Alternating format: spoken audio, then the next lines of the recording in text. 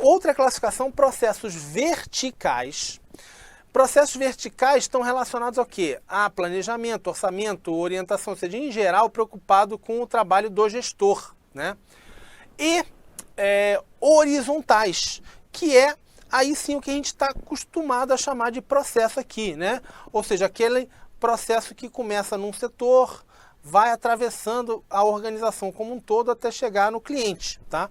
Então, processo horizontal é o que a gente normalmente chama de processo, e o processo vertical seria relacionado ao trabalho de gestão aqui, de orçamento, de planejamento, de orientação.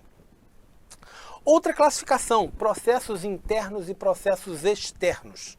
Essa aqui é bem fácil e por isso não cai tanto em prova, infelizmente. Processo interno é aquele que começa e termina dentro daquela empresa, daquele órgão público. E o processo externo é aquela onde tem uma parte do processo acontece fora da organização, tá? E por fim a gente tem os processos-chave, que são aqueles que geram alto impacto para os clientes, tá? Esse aqui, gente, é muito falado no setor público, que é o conceito de processos transversais. E por que eles são muito falados no setor público? Porque, em geral, é muito comum que aqueles principais processos que entregam mais valor, que geram mais impacto para a sociedade, eles sejam processos transversais, ou seja, eles atravessam vários órgãos ou ministérios diferentes. Ou seja, é muito comum, quando a gente fala processo transversal dentro do governo, a gente está falando um processo que, por exemplo, passa pelo Ministério da Economia, depois vai para o Ministério da Justiça, aí vai para o Ministério do sei aonde, ou seja, é um processo que depende da atuação mais integrada do governo para gerar esse impacto para a população. E como ele depende dessa atuação de vários órgãos diferentes, você tem que ter uma atenção maior com esse processo, senão ele não funciona bem. Existe uma chance muito grande de você ter demora, de você acabar que aquele processo fica parado em um setor e ele não gera o impacto que você precisa que ele gere na sociedade. Belezinha? Vamos lá para ver como isso pode cair na sua prova. Vamos lá. Conforme apontado pela doutrina especializada, a gestão por processos possibilita que a organização seja vista não como um conjunto de departamentos estanques, mas sim como um fluxo contínuo de atividades encadeadas, visando satisfazer a necessidade dos clientes. Nesse contexto, a diferenciação entre os processos principais ou primários e os secundários consiste basicamente na circunstância de que então vamos lá. Secundários são uma sequência lógico-temporal dos principais e agregam valor para o produto ou serviços finais. Pessoal, o processo secundário, o que é a lógica, sequência lógico-temporal, né? A banca já traz um termo aqui complicado para quebrar a tua perna. Isso, o que a banca está querendo dizer? Que o processo secundário ele acontece depois do principal. Ou seja, ele seria secundário porque primeiro você teria o principal e depois ele aconteceria. Isso não faz o menor sentido, não tem nada a ver, né? Ele não é secundário, ou de apoio, ou de suporte, porque ele ocorre depois. Ele é porque ele... aquelas atividades ali, aqueles processos não geram os produtos e serviços vendidos ali diretamente ao cliente. É só isso, tá? Não é secundário por causa do tempo, e sim secundário porque ele não trata das atividades fundamentais ali para gerar o produto e serviço. Letra B.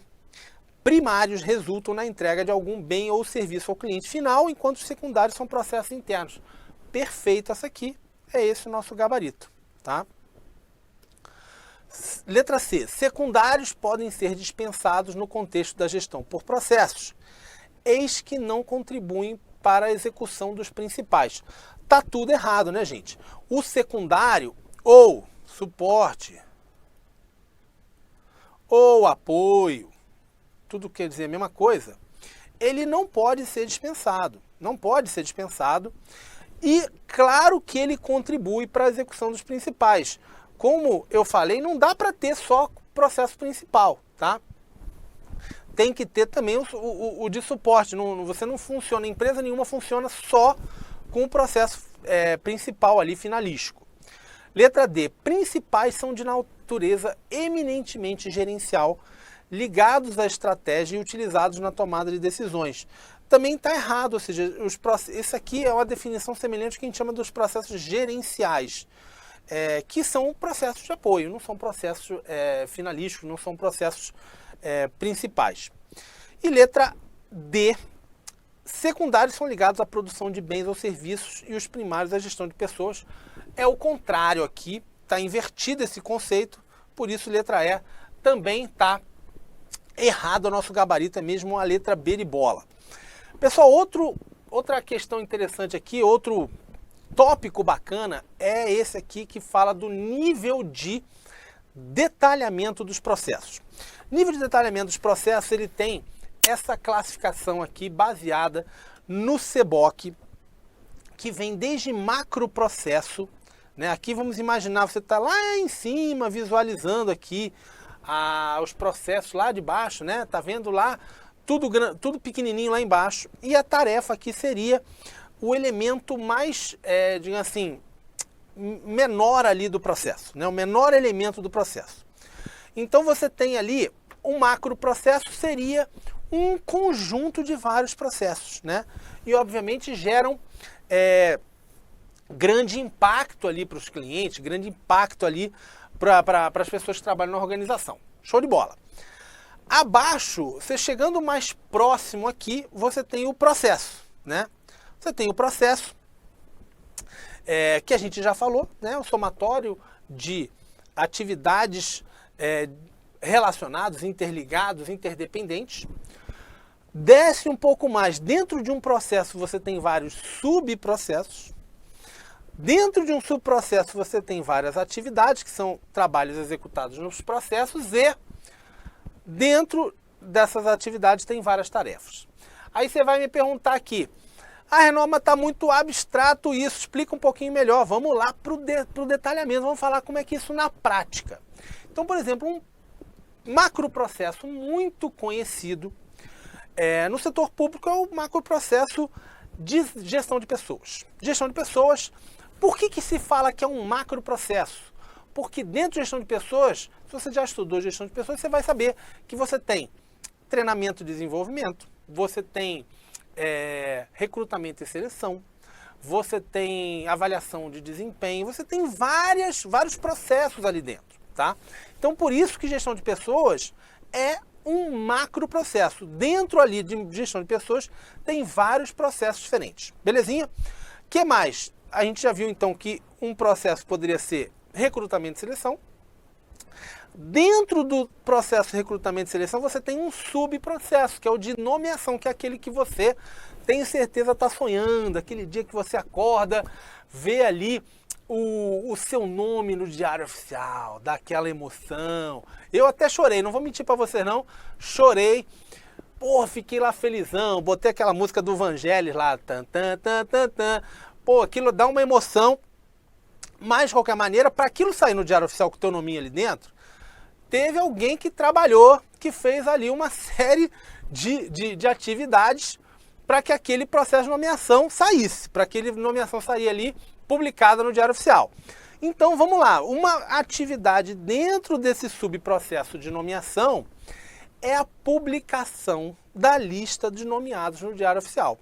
Ou seja, você manda isso ser publicado lá, manda, se for no caso da União, né? Você tem que mandar ali para o diário oficial, né? A imprensa nacional, desculpa, o órgão é a imprensa nacional. E abaixo, né, dentro dessa atividade, você tem uma série de tarefas, e uma dessas tarefas é enviar um e-mail com um documentozinho ali, com a lista de aprovados para o responsável lá pelo diário oficial. Ou seja, perceberam aqui a diferença? Ou seja, quanto mais você vai descendo, mais específico, mais detalhado vai ficando ali, tá? Então, subprocesso grandão, gestão de pessoas, vai aproximando, vai ficando cada vez mais detalhado. É esse o nível de detalhamento que a gente fala dos processos. O que vai cair na tua prova, gente? Basicamente, saber o que é maior ou menor, é isso. A banca, infelizmente, muitas vezes vai te cobrar essa decorebazinha aqui, tá? Mas é mais fácil você acertar a questão tentando entender do que tentando decorar. Vamos lá, ver como isso já caiu em prova. Os macroprocessos, processos e subprocessos são atividades ou tarefas que iniciam e terminam com o cliente externo, variando apenas o nível de complexidade e o tamanho de cada um deles. Pessoal, o problema aqui da questão é que tem uma afirmação aqui que não é sempre verdadeira, ou seja, nem sempre o processo começa e termina com o cliente externo, tá? Então, o gabarito aqui é questão errada.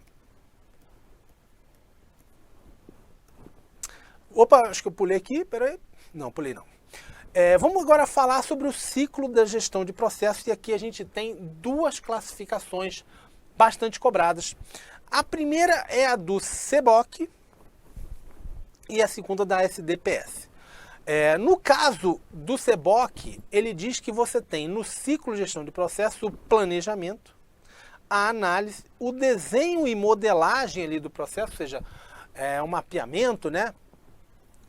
Redesenho ali, a implementação ali da melhoria, o monitoramento e gerenciamento do desempenho, para ver se realmente funcionou, e depois o refinamento do processo. Já na SDPS ele fala de modelagem, de simulação, emulação e encenação. Vamos então falar um pouco melhor sobre esse outro tópico aqui que cai muito em prova, que é o do mapeamento de processos. Eu diria que é campeão de cobrança aqui, o mapeamento de processos. O que é o mapeamento? O mapeamento, gente, é o processo você entender, descrever o processo de trabalho, tá? Ou seja, você basicamente entender como ele funciona. Então você vai pegar ali, olha, ele começa aqui, passa para outra área, tem uma outra atividade, aqui tem uma decisão, vai para cá, vai para lá. Ou seja, você vai desenhá-lo, tá? Esse desenho e depois melhoria do processo é o que a gente chama de mapeamento do processo, e a gente vai utilizar o fluxograma, tá? Então vamos lá. Qual é a vantagem de você mapear processo numa organização?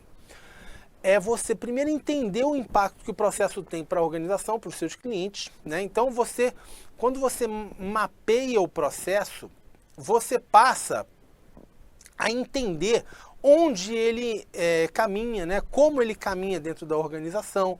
Você começa a entender quem faz parte ali, quais são os atores envolvidos, que ele está chamando aqui os atores envolvidos no processo, ou seja, passa na mão de quem, passa em qual órgão, passa em qual departamento, analisa ali, você tem condição de analisar se aquele órgão ali envolvido, se aquela pessoa envolvida, ela é necessária, se ela está fazendo bem aquela atividade. Você pode propor mudança no processo, você pode identificar quais são os fatores críticos, né, ali no processo, e portanto, ele é fundamental para você entender o que é o processo e depois você poder redesenhá-lo. Fica esperto, porque às vezes já vi cobranças dizendo que o mapeamento e a modelagem de processos é a mesma coisa, tá? Mas a principal cobrança, ou seja, o que costuma ser cobrado é que o mapeamento é esse processo de descrição dos processos e depois do redesenho, tá?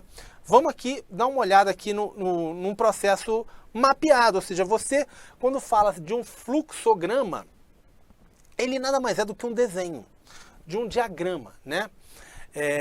Onde você tem aqui alguns símbolos que são padronizados. Então, por exemplo, o início é sempre uma bolinha, você tem esse retângulo aqui que é uma atividade, e aí sai daqui, por exemplo, esse aqui é o órgão, esse aqui já é o outro órgão.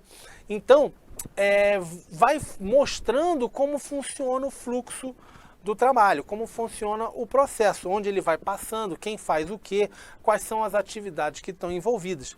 E qual é a grande vantagem? Que alguém que entenda o mínimo de gestão de processos, gestão por processo, ele bate o olho e ele já visualiza como aquele processo funciona, né? Então, a gestão de processo é fundamental, né? O mapeamento do processo é fundamental para que as pessoas possam visualizar como aquele processo funciona, tá? Entender o que está acontecendo ali, para onde vai, quais são as atividades envolvidas, porque senão você teria que acompanhar o processo, o que é mais difícil, né? Então, é isso que é o mapeamento de processo. Vamos lá. Outro conceito importante aqui é o conceito do as is, né? Tem gente que chama de as is, e o do to be. Pessoal, esse conceito basicamente é o seguinte: o que é o as is e o to be? O as is é o processo como ele funciona. Então vamos imaginar que você chegue numa organização e você queira gerenciar aquele processo ali. O mapeamento do as is seria o primeiro a fazer. E o que é o as is? Você vai analisar o processo, como ele funciona naquele momento. O as is é exatamente como é hoje, né? E você vai mapear o que existe. Olha, ele existe assim. Ele vai para cá, vai para lá, para ali, fica tanto dia parado, vai para outro, lá, até chegar no cliente final. E o to be seria o processo já com a tua melhoria. Então, você faz, olha, hoje ele funciona dessa forma e está levando 45 dias para chegar lá. Com as melhorias aqui que a gente está propondo, ele vai funcionar assim assado e ele vai levar 25 dias, por exemplo, tá? Ou seja, basicamente o as is seria o presente e esse aqui o futuro, com as tuas propostas de melhoria, tá? Então, basicamente, você mapear então o que ocorre hoje e o que você quer que aconteça com aquele processo no futuro. Belezinha? Então, voltando aqui, a gente tem então o processo atual, que seria... Tá muito ruim essa minha seta aqui. O processo atual seria o as is e o processo futuro seria o to be. Show de bola! Vamos ver como isso pode cair em prova. Um fluxograma dentro de uma organização mostra como se faz o trabalho e analisa problemas cuja solução é compatível com o exercício de uma administração racional. Trata-se da representação gráfica sequencial de um trabalho, caracterizando as operações e os responsáveis pelo processo. Tá certo, gente? Tá perfeito isso aqui. Gabarito, questão certa. Show de bola. É uma definição válida de um fluxograma. Vamos lá. Vamos falar agora de nível de maturidade, pessoal. Nível de maturidade, eu sempre explico assim, imagina que você está falando de um amigo seu, de uma pessoa que você conhece. Quando você fala que fulano é maduro, o que você está querendo dizer com isso? Fulano é um cara maduro, ou cicrano é uma mulher madura. Você está querendo dizer que aquela pessoa, ela sabe se comportar, ela sabe ali enfrentar as dificuldades. Não é isso que a gente costuma dizer com fulano é maduro? O nível de maturidade em processos é algo semelhante, ou seja, o quanto mais aquela organização sabe trabalhar com processos, maior é o nível de maturidade. Então, ela está aprendendo ali a mexer com o processo, o nível de maturidade dela vai ser baixo. Ela faz uma hora assim, faz a caso a caso, digamos assim, né? Então, o nível vai ser baixo. Ela vai melhorando, ela faz uma gestão de processo exemplar, ela está com nível de maturidade alto. É isso que é o nível de maturidade. Beleza. Só que o difícil da gente matar questões sobre esse tópico em prova é porque tem duas classificações utilizadas e, em geral, a banca vai cobrar só a decorebinha, que eu vou mostrar agora para vocês. Espera aí. Primeira classificação é a classificação do CBOC. Deixa eu botar maiorzinho aqui, que tem esses 5 níveis aqui, tá? E o principal que você precisa saber para levar para a tua prova qual é a ordem deles. Então você tem o nível inicial, onde você tem ali a empresa aprendendo a trabalhar ali com o processo, faz a execução de maneira ad hoc, né? Ad hoc é caso a caso. Tá? Então não tem ali um gerenciamento consistente. Depois você passa para o nível gerenciado. depois para o padronizado ou definido, depois previsível ou gerenciado quantitativamente e, por fim, otimizado ou em otimização. Em geral, o que você precisa entender é isso, ó. Quanto mais aprofundado aqui, maior é o desempenho da organização na gestão do seu processo. Ou seja, quanto maior o nível, mais ela é hábil, mais ela é capaz de gerenciar seus próprios processos, tá? Então, se vocês forem analisando aqui, e mais uma vez isso aqui não é para decorar, vocês vão perceber que o texto vai mostrando que a organização é cada vez mais competente, digamos assim, na gestão dos seus processos. Agora, você vai para a classificação da SDPS, você tem outra classificação que basicamente diz algo muito semelhante, ou seja, você tem aqui processos modelados, depois os simulados, os emulados, os encenados e os interoperados. Mais uma vez, quanto maior o nível, mais madura é aquela organização, mais competente ela é para gerenciar seus processos. Então, se você analisar, por exemplo, aqui o primeiro nível, o processo é somente identificado, né, a partir de seus valores, seus impactos, das sincronias envolvidas e de seus efeitos colaterais. Ou seja, basicamente, você não gerencia ainda, né? Você só identifica, você descreve o processo. Aí você vai descendo aqui, você vai vendo que no último nível ele é gerido até além da fronteira organizacional. Ou seja, não só você mede, você emula, você encena ali, você testa o processo constantemente, quanto você ainda gere ele, inclusive quando o processo está ali fora das suas fronteiras, né? Então, o que você precisa levar, então, principalmente, é esses dois últimos níveis aqui, que é muito comum a banca tentar inverter o conceito, tá? Então, no caso do conceito da classificação da SDPS, você tem o último, ou seja, o mais avançado é o interoperado, e no caso do CBOC é o otimizado ou em otimização. Vamos lá, vamos ver como isso já caiu em prova. O grau de maturidade dos processos de uma organização pode ser descrito a partir de determinados modelos conceituais. Um deles é a visão do BPM-CBOC, que indica como nível mais avançado de maturidade dos processos o. Então, pessoal, nível de maturidade mais avançado você tem o quê? O inicial, gerenciado, padronizado, previsível e o otimizado. É isso que ele quer o otimizado. O gerenciado, a gente já viu que não é o mais avançado, então letra A a gente já elimina. No caso aqui, o interoperado não é a classificação do CBOC, né? E o otimizado, agora sim, é o nosso gabarito, ou seja, onde você tem ações aqui proativas que buscam inovações que possam fechar as lacunas entre a classificação atual da organização e a capacidade requerida para alcançar seus objetivos. Tá? Então, se você for ver aqui, qual é o interoperado? É o da SDPS, gente. A classificação do CBOC é o otimizado ou em otimização. Perceberam a pegadinha aqui da questão? Então, gabarito é letra C mesmo. Vamos lá, padronizado seria o terceiro nível, né? E não o último. E avançado não tem essa classificação do avançado. E além disso, ele fala da execução ad hoc. A execução ad hoc, caso a caso, é aquela do nível inicial e não a do mais avançado. Tá? Então, gabarito letra C. Vamos falar agora do Lean Management. Gente, Lean Management tem tudo a ver com a gestão por processos. O que é Lean Management? Gente, Lean em inglês é magro, digamos assim, é algo como enxuto, né?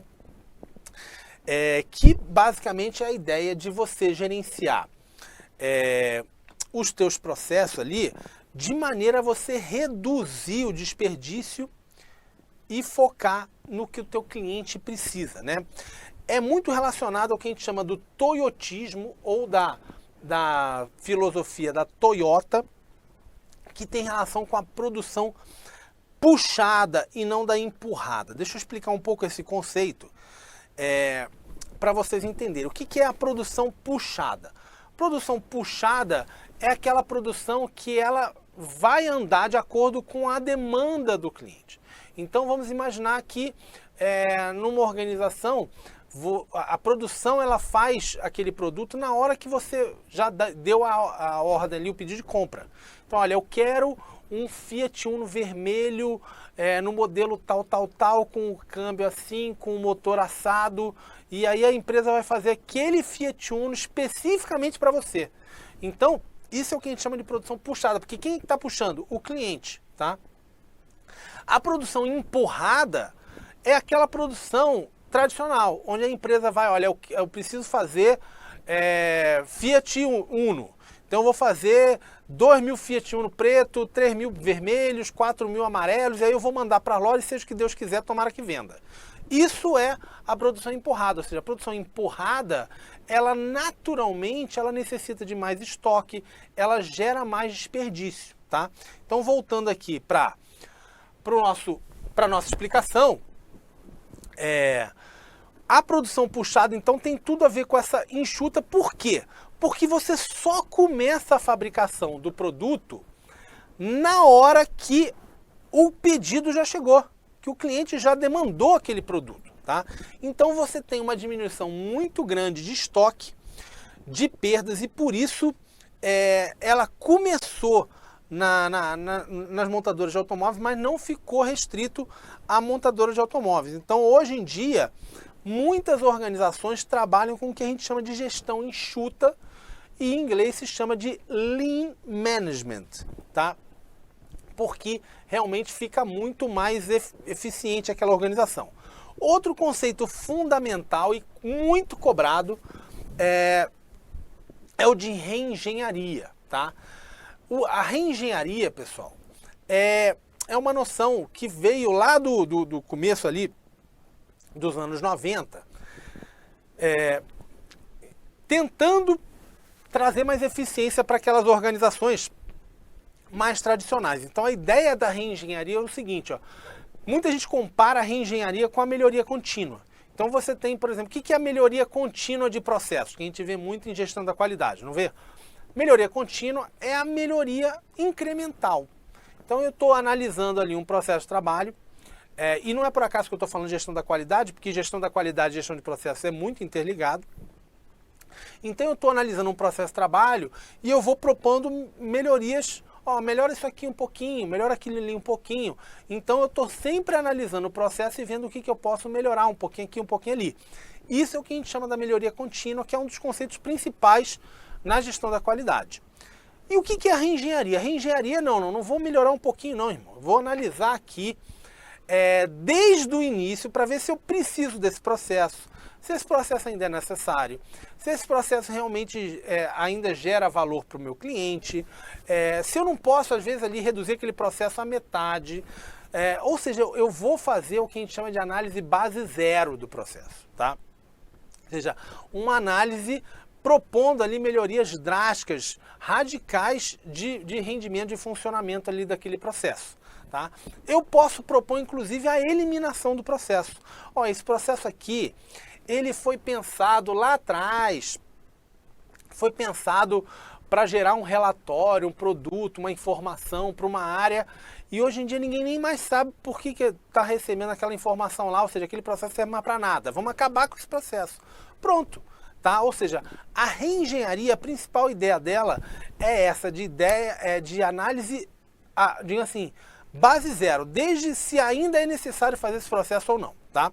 Então, andando aqui, basicamente, então, a reengenharia envolve você buscar mudança radical, melhoria drástica no desempenho, tá? Obviamente, o foco é por processo, né? No processo de trabalho, e você analisa os fundamentos, ou seja, para que precisa, para quem recebe ali aquele processo e coisas do tipo, tá?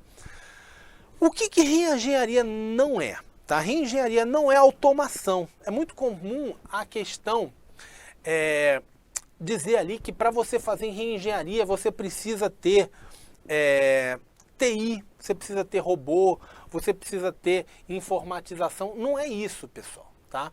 Ou seja, reengenharia você pode fazer sem ter tecnologia envolvida, automação envolvida. Simplesmente é uma análise radical ali daquele processo, tá? Não é reestruturação. Então fala muito, por exemplo, como fala reengenharia, né? Parece que está falando de reestruturar o órgão, mudar seus órgãos e tal. Não é isso. Vamos lá. Pode gerar isso depois? Pode. Ou seja, uma reengenharia de processo pode chegar à conclusão de que aquele órgão ali não precisa mais existir? Pode chegar a isso, mas não é a mesma coisa. Ou seja, uma coisa é o impacto da reengenharia, outra coisa é o objetivo da reengenharia. Percebeu a diferença? Beleza. Outra coisa não é o downsizing. Downsizing é um termo, inclusive, hoje em dia usado muito de maneira negativa, pejorativamente. Mas, em geral, downsizing é a redução da organização. É a diminuição ali dos seus processos. Em geral, tem muita gente que diz que o downsizing é um dos problemas de uma reengenharia mal feita.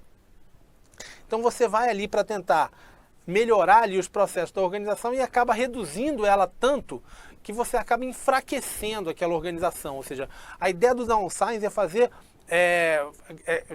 diga assim, diminuir mesmo, diminuir, o downsizing é exatamente de redução ali.